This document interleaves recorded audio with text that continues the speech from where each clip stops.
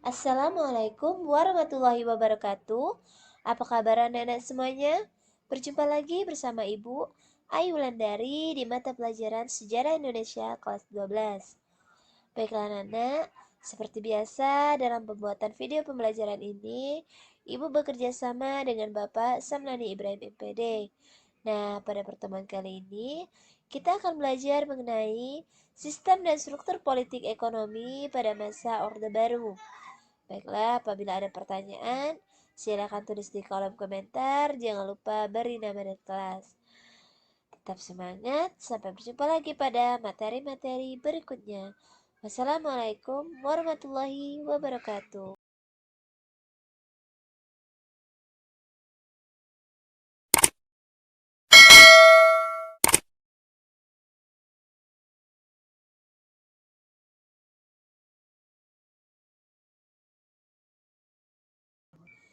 Sistem dan struktur politik ekonomi pada masa Orde Baru. Di sini yaitu yang pertama, masa transisi menuju Orde Baru, stabilitas politik dan rehabilitas ekonomi, integrasi Timur-Timur ke dalamnya NKRI, serta dampak kebijakan politik dan ekonomi pada masa Orde Baru. Anak-anak, sini juga udah ada bagannya ya anak, yaitu dimana masa transisi menuju Orde Baru itu yang pertama adanya tuntutan rakyat atau Tritura, Surat Perintah 11 Maret atau 11 Maret serta dualisme kepemimpinan nasional.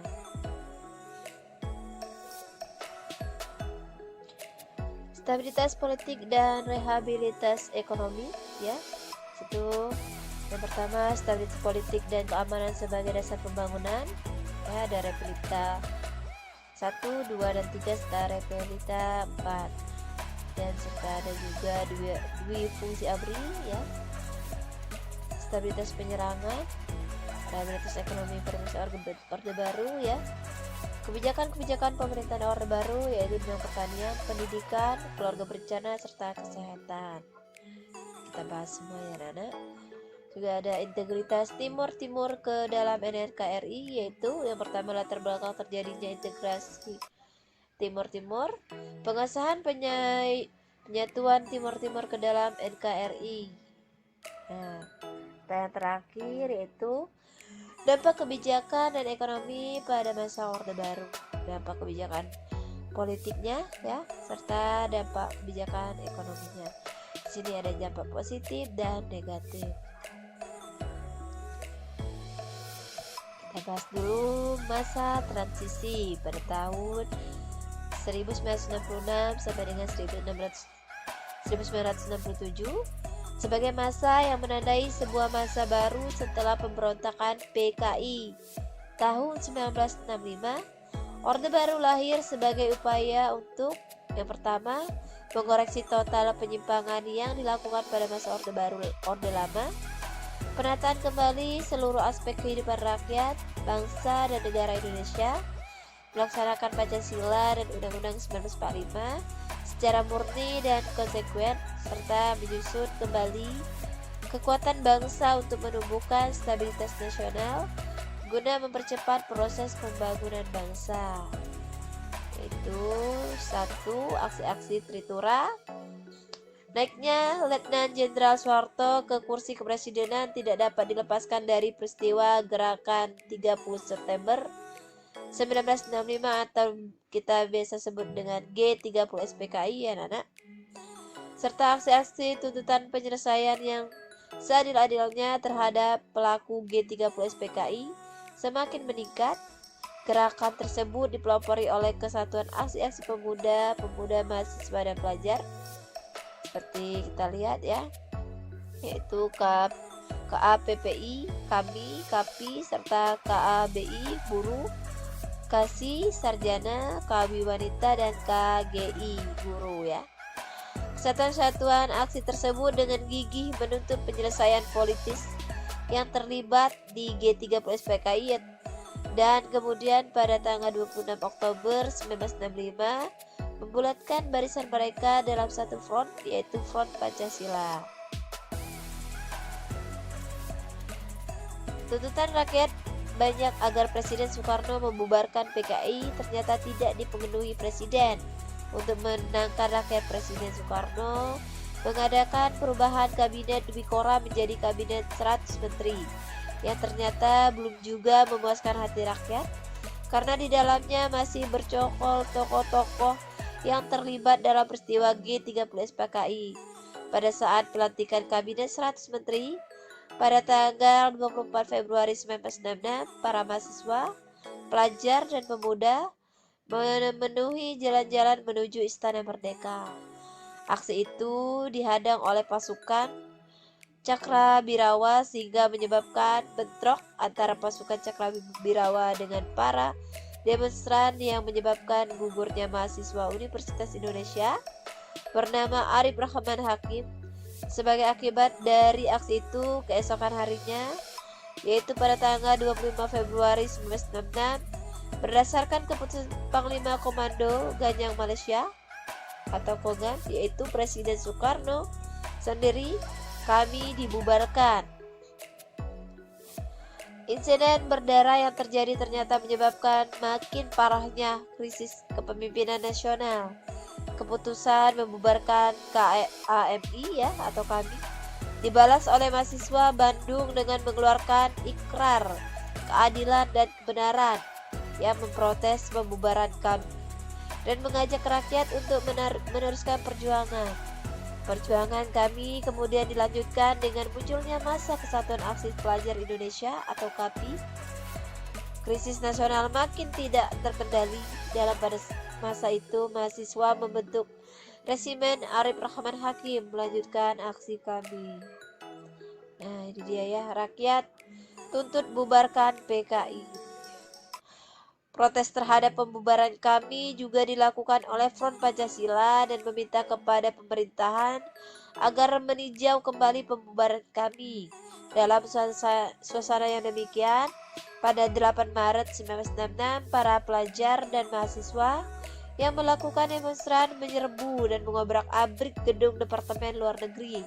Selain itu, mereka juga membakar kantor Berita Republik Rakyat Cina atau RRC Xinhua. Aksi para demonstran tersebut menimbulkan kemarahan Presiden Soekarno. Pada hari itu juga Presiden mengeluarkan perintah harian supaya agar seluruh komponen bangsa waspada terhadap usaha-usaha membolakkan jalan revolusi kita ke kanan dan supaya siap sedia untuk menghancurkan setiap usaha yang langsung maupun tidak langsung bertujuan merongrong kepemimpinan, kewibawaan atau kebijakan presiden serta memperhebat penggayangan terhadap Nekolim serta proyek Bridge Malaysia. Selanjutnya Super Semar atau Surat Perintah 11 Maret, di mana rentetan demonstrasi yang terjadi menyuarakan Tritura akhirnya diikuti keluarnya Surat Perintah 11 Maret 1966 atau bisa disebut dengan Super Semar oleh Presiden Soekarno yang memerintahkan kepada Mayor Jenderal Soeharto selaku Panglima Angkatan Darat untuk mengambil tindakan yang perlu untuk memulihkan keamanan dan ketertiban. Tindakan pertama yang dilakukan oleh Soeharto keesokan harinya setelah menerima surat perintah tersebut adalah membubarkan dan melarang PKI beserta organisasi masanya yang bermau dan berlindung ataupun sisa dengannya di seluruh Indonesia terhitung sejak tanggal 12 Maret 1966. Pembubaran itu mendapat dukungan dari rakyat karena dengan demikian salah satu di antara Tritura telah dilaksanakan. Selain itu, Letjen Soeharto juga menyerukan kepada pelajar dan mahasiswa untuk kembali ke sekolah. Tindakan berikutnya berdasarkan Super Semar adalah dikeluarkannya keputusan Presiden nomor 5 tanggal 18 Maret 1966 tentang penahanan 15 orang menteri yang diduga terkait dengan pemberontakan G30 SPKI ataupun dianggap perlihatkan itikat tidak baik dalam penyelesaian masalah itu. Demi lancarnya tugas pemerintah, Letjen Soeharto mengangkat 5 orang menteri, koordinator, dan interim yang menjadi Presidium Kabinet. Nah, ini dia surat perintah 11 Maret Kelima orang tersebut yaitu Sultan Hamengkubuwono, Adam Malik, Dr. Ruslan Abdul Ghani, Dr. K. Haji Idman Khalid, dan Dr. J. Layumenan. Ada beberapa faktor yang melatar belakangi lahirnya Super Semar, di antaranya yang pertama yaitu di mana situasi negara secara umum dalam keadaan kacau dan genting.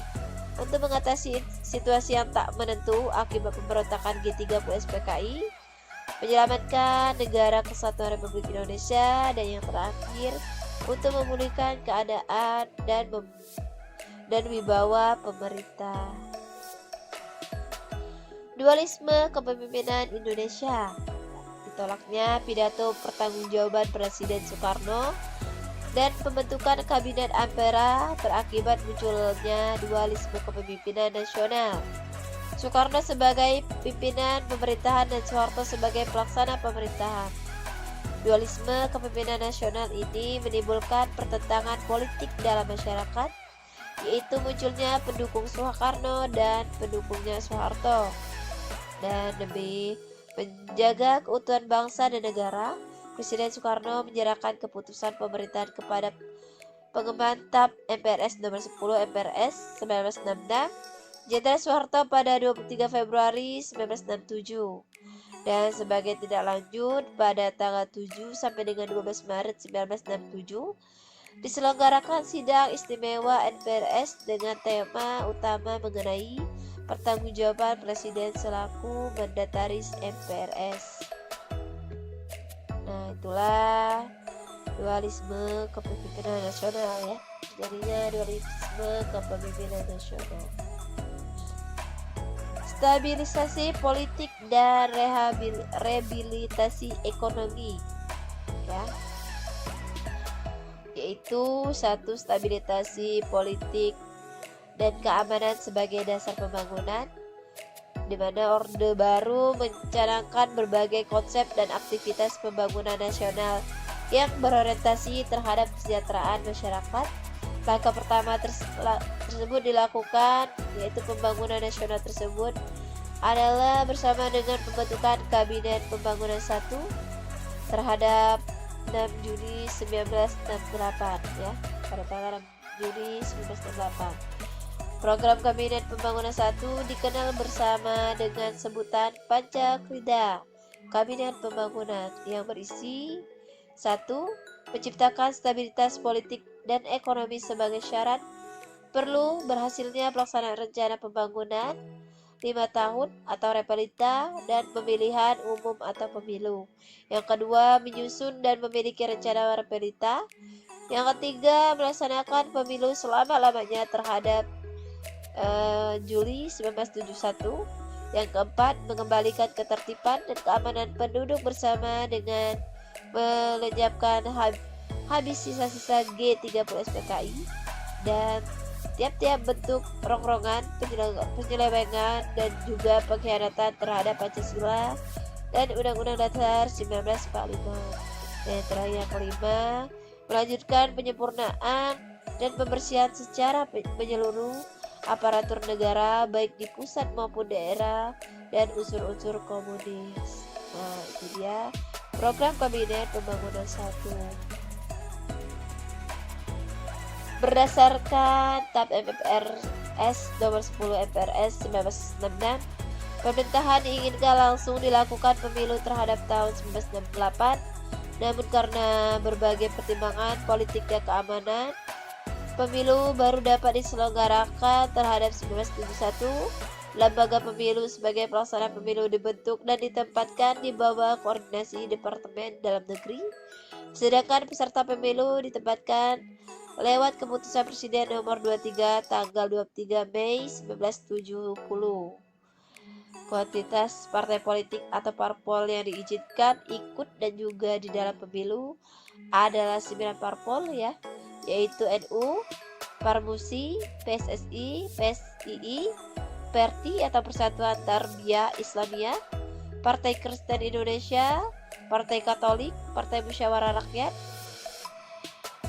Banyak atau Murba, dan Ikatan Pendukung Kemerdekaan Indonesia atau IPKI, ditambah bersama dengan Golkar. Adapun perolehan suara hasil pemilu 1971 adalah sebagai berikut, di mana Golkar memperoleh 23,6 kursi sebanyak 62,82%, NU mendapat 58 kursi 18,68%, Permusuri 24 kursi dan BNI 20 kursi serta PSII 10 kursi dan Perkindo 10 kursi serta Anhar Gonggong dan Perkindo 10 kursi ya.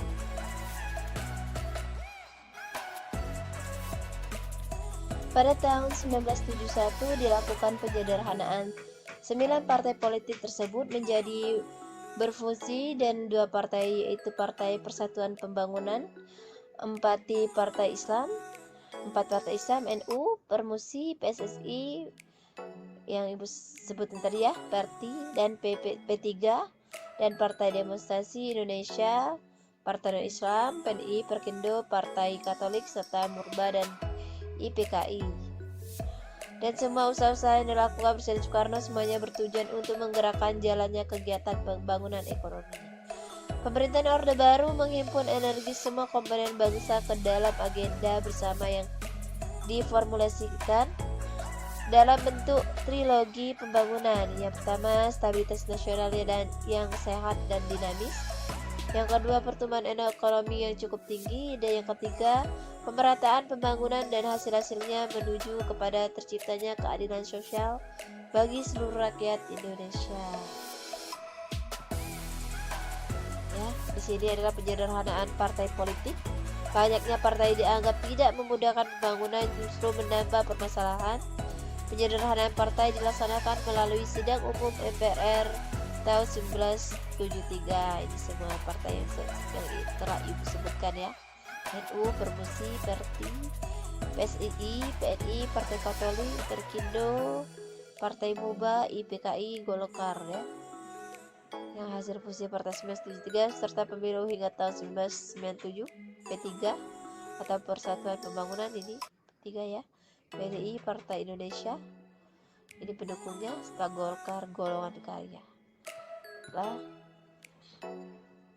Stabilisasi penyeragaman ya. Presiden Soekarno menyerukan kepada rakyat agar berikrar pada diri sendiri, mewujudkan Pancasila dan pengajuan Eka Prasetya Pacaversa. Dimaksudkan untuk menegaskan bahwa penyusunan pedoman penghayatan dan pengamalan Pancasila atau P4 dipandang sebagai janji yang teguh, kuat, konsisten, dan tulus. Tujuan penataran P4 adalah untuk membentuk pemahaman yang sama, diharapkan persatuan dan kesatuan nasional akan terbentuk dan terpelihara. Presiden mengajukan draft ya P4 kepada MPR dan disahkan pada 21 Maret 1978 menjadi TAP MPR nomor 2 MPR/1978 dibantu Badan Pembinaan Pendidikan Pelaksanaan P4 atau BP7, pegawai negeri, BUMN, sipil, militer, pelajar sekolah menengah sampai perguruan tinggi diharuskan mengikuti penataran P4. Penataran menitikberatkan pada isu SARA, namun ternyata tidak efektif juga. Nah, organisasi sosial politik diseragamkan harus mau menerima asas tunggal Pancasila melalui TAP MPR nomor 2 tahun 1983. Dwi fungsi ABRI. ABRI memiliki 2 fungsi, yaitu fungsi sebagai pusat kekuatan militer Indonesia dan juga fungsinya di bidang politik. Secara umum, intervensi ABRI dalam bidang politik pada masa Orde Baru yang mengatasnamakan dwi fungsi ABRI ini salah satunya adalah dengan ditempatkannya militer di DPR, MPR maupun DPD, 3 provinsi dan kabupaten. Perwira yang aktif sebanyak 1/5 dari sejumlahnya menjadi anggota Dewan Perwakilan Daerah atau DPRD, di mana mereka bertanggung jawab kepada komandan setempat. Sedangkan yang di MPR dan DPR tingkat nasional bertanggung jawab langsung kepada Panglima ABRI. Selain itu, para ABRI juga menempati posisi formal dan informal dalam pengendalian Golkar serta mengawasi penduduk melalui gerakan teritorial seluruh daerah dari mulai Jakarta sampai ke daerah terpencil, salah satunya dengan gerakan AMD, ABRI Masuk Desa atau ABRI Masuk Desa. Penerapan dui fungsi ABRI. Yang pertama, dui fungsi ABRI dapat diartikan sebagai bahwa memiliki dua fungsi, yaitu fungsi sebagai pusat kekuatan militer Indonesia dan juga fungsinya di bidang politik. Keikutsertaan militer dalam politik secara umum bersifat non-partai. Militer percaya bahwa mereka merupakan pihak yang setia kepada modernisasi dan pembangunan daripada parpol yang dipandang memiliki kepentingan sendiri. Itu dia keikutsertaannya ya anak-anak. Dan rehabilitasi ekonomi pada masa Orde Baru. Yang pertama, rehabilitasi ekonomi adalah perbaikan secara fisik sarana dan prasarana ekonomi yang dapat diartikan mengendalikan inflasi agar harga barang tidak melonjak terus. Yang kedua, TAP MPRS nomor 23 tahun 1966 mengharuskan diutamakannya masalah perbaikan ekonomi rakyat di atas segala soal-soal nasional yang lain termasuk politik. Dan yang tiga, langkah-langkah yang melakukan prioritas utama mengurangi atau mengendalikan hiperinflasi dengan menyusun APBN berimbang. Yang keempat, untuk menanggulangi hutang luar negeri, pemerintahan berupaya melakukan diplomasi yang intensif dengan mengirimkan tim negosiasi ke Paris, Prancis, untuk merundingkan hutang negara dan juga ke London, Inggris atau London Club untuk merundingkan hutang piutang swasta. Nah, itu dia keempat, rehabilitasi ekonomi pada masa Orde Baru. Kebijakan pembangunan Orde Baru. Nah, di bidang pendidikan, pada masa kepentingan Soeharto, pembangunan pendidikan mengalami kemajuan.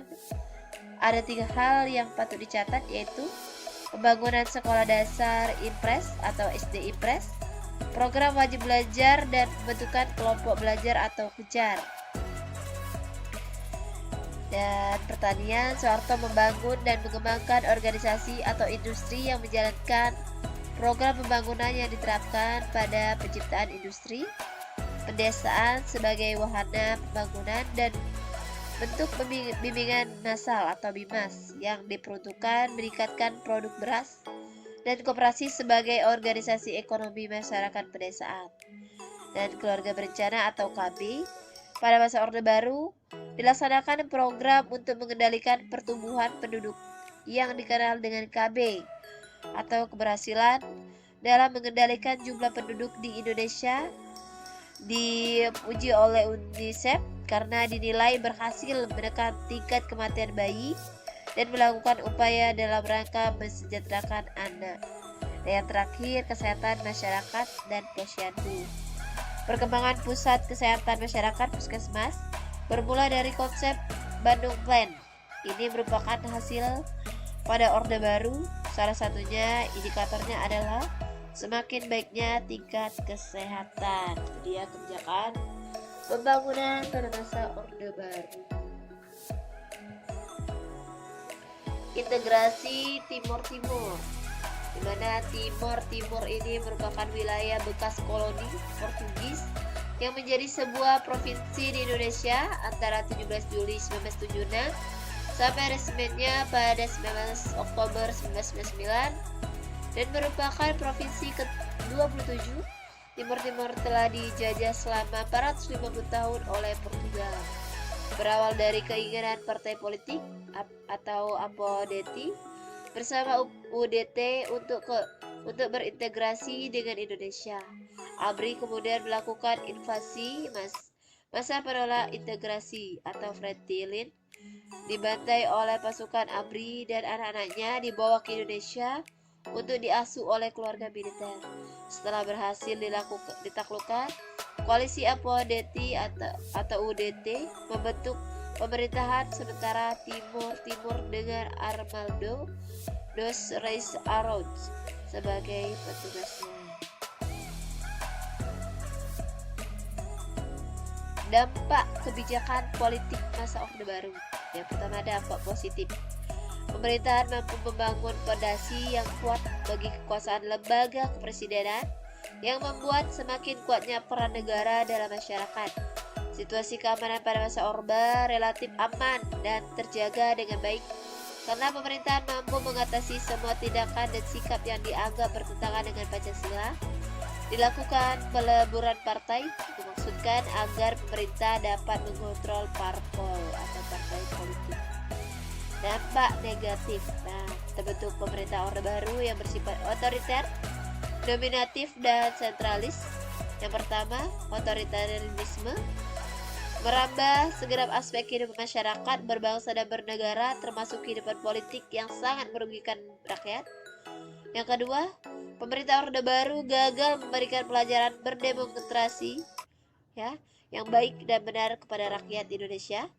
Golkar menjadi alat politik untuk mencapai stabilitas yang diinginkan, sementara dua partai lainnya hanya sebagai boneka agar tercipta citra sebagai negara demokrasi. Yang ketiga, sistem perwakilan bersifat semu, bahkan hanya dijadikan topeng untuk melanggengkan sebuah kekuasaan secara sepihak. Dalam setiap pemilihan presiden melalui MPR, Soeharto selalu terpilih. Demonstrasi yang terbentuk didasarkan pada KKN atau korupsi, kolusi, dan nepotisme, sehingga banyak wakil rakyat yang duduk di MPR atau DPR yang tidak mengenal rakyat dan daerah yang diwakilinya. Yang terakhir yaitu kebijakan politik teramat birokratis, tidak demokratis dan cenderung KKN. Itu dia dampak negatifnya. Dampak positif dan kebijakan ekonomi Orde Baru tadi juga, di sini juga ada pertumbuhan ekonomi yang tinggi karena setiap program pembangunan pemerintahan terencana dengan baik dan hasilnya pun dapat terlihat secara konkret. Yang kedua, Indonesia mengubah status dari negara pengimpor beras terbesar menjadi bangsa yang memenuhi kebutuhan beras sendiri atau swasembada beras. Yang ketiga, penurunan angka kemiskinan yang diikuti dengan perbaikan kesejahteraan rakyat. Dan yang keempat, penurunan angka kematian bayi dan angka partisipasi pendidikan dasar yang semakin meningkat. Dan juga dampak negatif juga sama yang seperti ibu katakan tadi ya anak, kenaikan harga pada awal tahun pada tahun 1996 menunjukkan tingkat inflasi kurang lebih 16,5%. Perbedaan ekonomi antar daerah antar golongan pekerja, antar kelompok dalam masyarakat terasa semakin tajam. Terciptalah kelompok yang terpinggirkan, menimbulkan konglomerat dan bisnis yang erat dengan KKN, korupsi, kolusi, dan nepotisme. Pembangunan yang dilakukan hasilnya hanya dapat dinikmati oleh sebagian kecil dari kalangan masyarakat, serta pembangunan hanya mengutamakan pertumbuhan ekonomi tanpa diimbangi kehidupan politik, ekonomi, dan sosial yang demokratis dan adil. Dan yang terakhir, meskipun pertumbuhan ekonomi meningkat, tapi secara fundamental pembangunan ekonomi sangatlah rapuh. Baiklah anak-anak, mungkin cukup di sini dulu pertemuan kita pada hari ini.